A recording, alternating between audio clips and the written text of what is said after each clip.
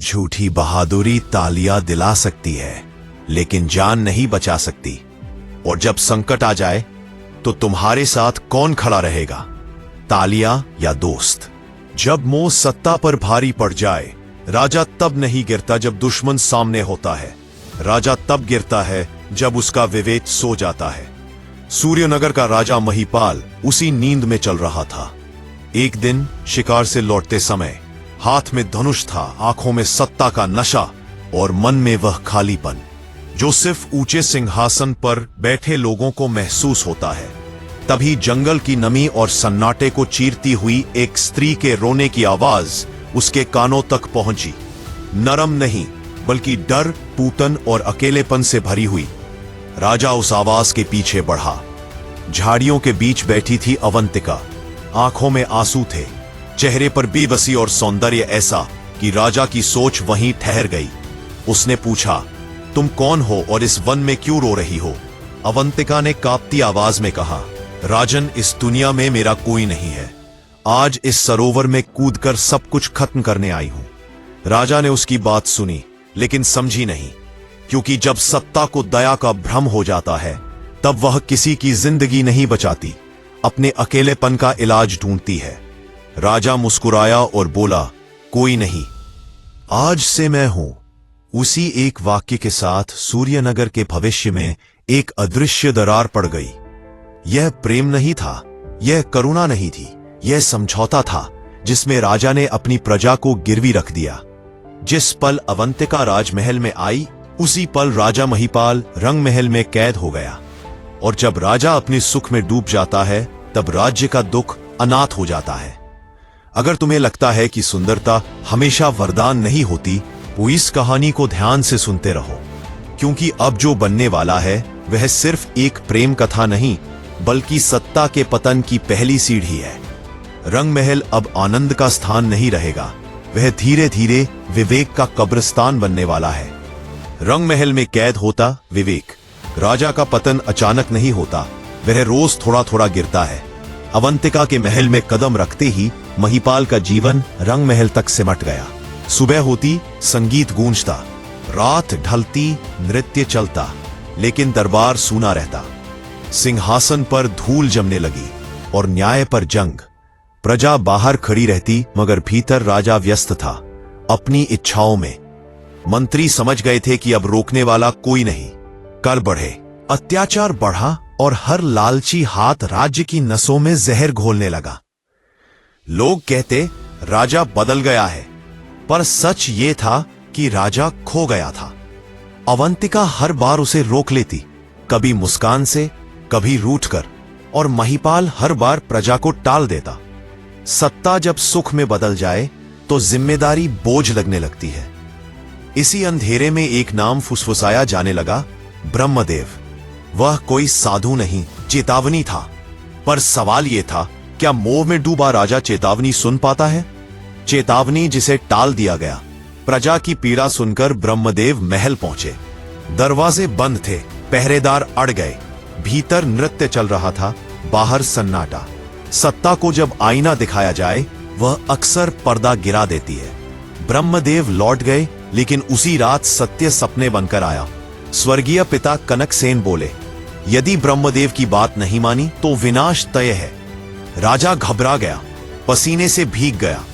सुबह उसने जाने का निश्चय किया, पर अवंतिका की एक बात, मेहंदी सूखने से पहले लौट आना, ने उसे फिर बांध लिया।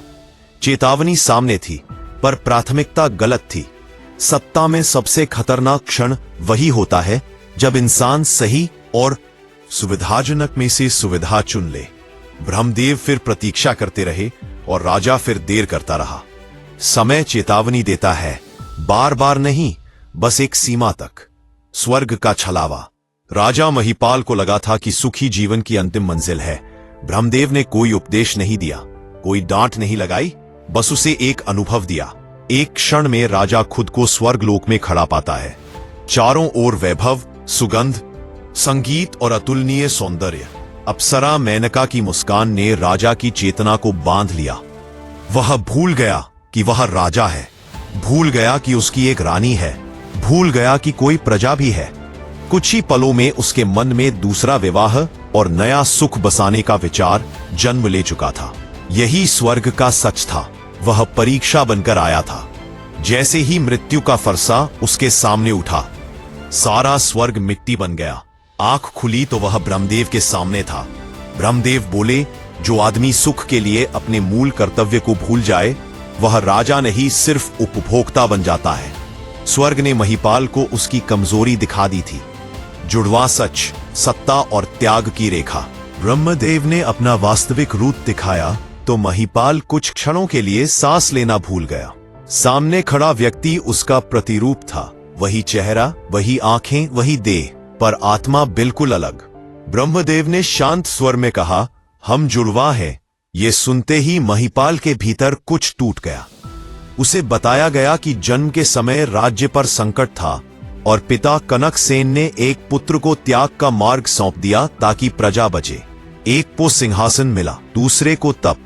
उसी क्षण महिपाल ने समझा, सत्ता भाग्य से मिल सकती है, लेकिन उसे संभालने का संस्कार त्याग से आता है। एक भाई ऐश्वर्य में पला, दूसरा अनुशासन में।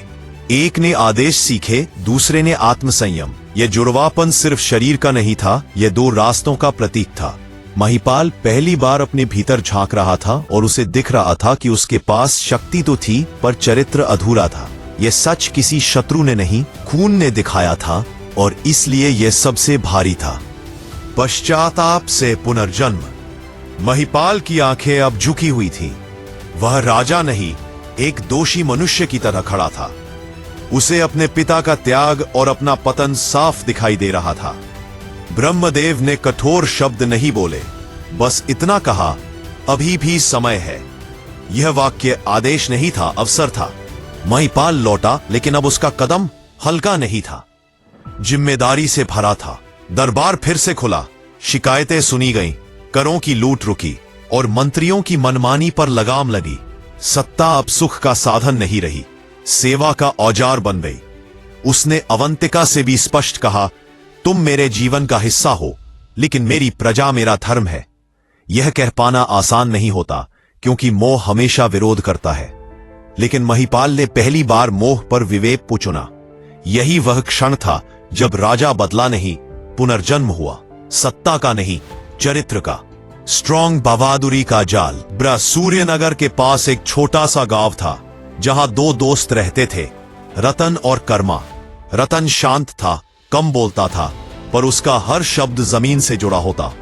वही कर्मा, बातें बड़ी बड़ी, किस्से खून से रंगे हुए, और बहादुरी ऐसी जैसे उसने अकेले ही युद्ध जीत लिए हो। गांव वाले उसकी बातों पर तालियां बजाते, क्योंकि भीड़ को सच नहीं, रोमांच चाहिए होता है। कर्मा भी इसी तालियों का नशा पीता रहा। एक दिन गांव में आदमखोर शेर का आतंक फैल गया। मवेशी गायब होने लगे, खून के निशान मिलने लगे। पंचायत बैठी, डर हवा में था। तभी किसी ने कहा, हमारे पास तो कर्मा है, सबसे बहादुर। कर्मा का झूठ अब उसके सामने खड़ा था। मना करने का मतलब बेइज्जती, और स्वीकार करने का मतलब मौत। झूठ हमेशा यहीं फंसाता है, जहां पीछे हटना नामुमकिन हो जाता है। कर्मा ने भारी मन से जिम्मेदारी ले ली। उस रात उसे समझ आया कि झूठ से बनाई गई पहचान संकट में बोझ बन जाती है। जंगल में नंगा सच। अगली सुबह कर्मा भाला लेकर जंगल में गया। दिल धड़क रहा था, हाथ कांप रहे थे।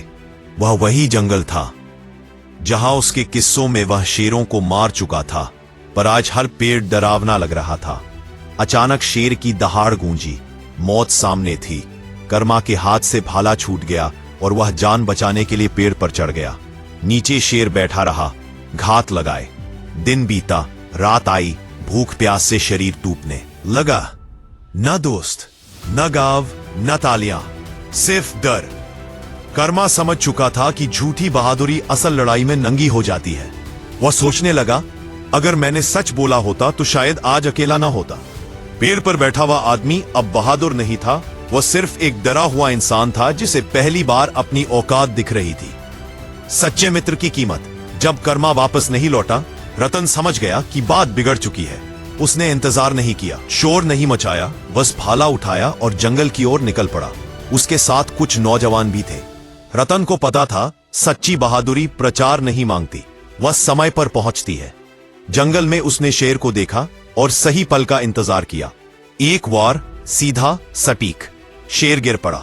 कर्मा पेड़ से नीचे उतरा, रो पड़ा। वह जान गया था कि उसे उसके किस्सों ने नहीं, उसके दोस्त ने बचाया रे। रतन ने हंसते हुए कहा, तेरे झूठ ने तुझे पेड़ पर चढ़ाया, मेरी चुप्पी ने तुझे जिंदा उतारा। दोस्त वही नहीं जो तारीफ करे, दोस्त वह है जो तुम्हारी चुप गलतियों के बावजूद तुम्हारे लिए खड़ा रहे। उस दिन कर्मा ने सच्ची दोस्ती और सच्ची बहादुरी का फर्क समझा। अंतिम सीख। गांव लौटा। कर्मा अब पहले जैसा नहीं था। उसके किस्से खत्म हो गए थे, आवाज में सच्चाई आ गई थी। राजा महिपाल भी बदल चुका था। उसने सीखा कि मोह से बड़ा कोई हथियार नहीं। यह कहानी राजा, जंगल या शेर की नहीं है। यह कहानी है उस झूठ की जो इंसान खुद से बोलता है।